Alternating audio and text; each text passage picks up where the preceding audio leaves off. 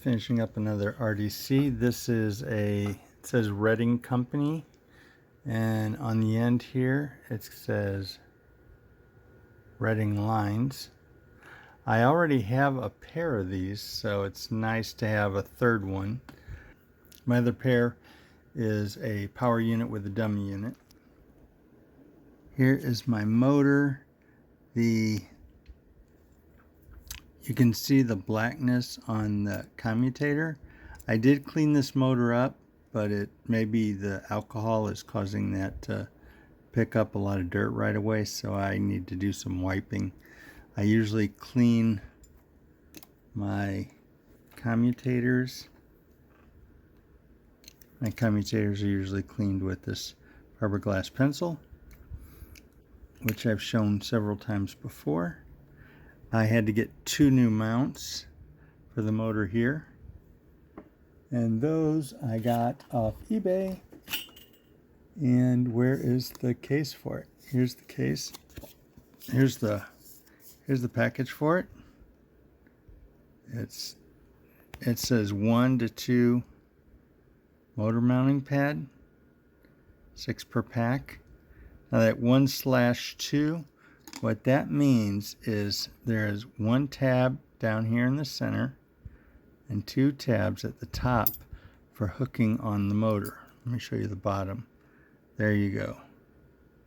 And sometimes these come as 2 and 2, or 2/2, which is, it's got 2 holes down here to in the chassis, so you need the 2 pins to go into those 2 holes, and then it's got 2 slots for the motor mount there. I have some of those. I just fixed this up. The coupler here in the back needed a new coupler spring. You see the little brass plate in there, that's a spring. The coupler itself needed a spring of its own. That coupler spring, there it is. That tiny spring down there. I had to replace these drive bands, needed replacing here, here, here, and here. And I get my drive bands from scalerailroader.com. I will put a link in my description on that. I've done it before, I'll do it again. This coupler spring inside is working good. The spring on the bottom here is working, so I got a coupler working good there. What I did do though is I created that white piece there, that is like a oversized washer, so to speak. I made a washer to go between the screw and the chassis, and then I just kind of made it big so it'd be easier to handle. And those are all cut by hand and drilled by hand so that it insulates the truck from the chassis. The way they get power is right here underneath, one side of the chassis is connected to this directly. So one rail, this rail goes to here. This rail, power gets to the motor, goes through the truck, which is in 2 pieces and is insulated. Goes into this rod. This rod connects to this plate. We got power going through this side of the motor and through this side of the motor, and it's coming in from both sides. So I've got basically 8 wheels of contact with the track. 2, 4, 6, 8 wheels making contact with the track. So I have 8 wheels of traction, 8 wheels of electrical conductivity, and the drive shaft with these drive bands drive the trucks.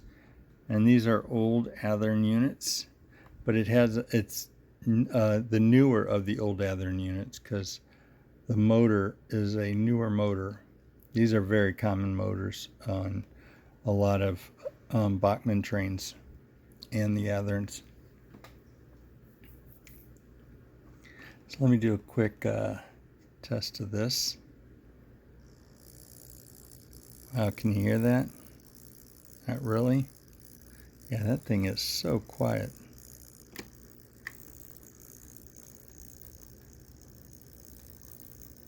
Can you hear that? Barely, right? This thing is gonna be good. There we go. Crawls nicely. Let me get the shell on it, we'll put it on the track.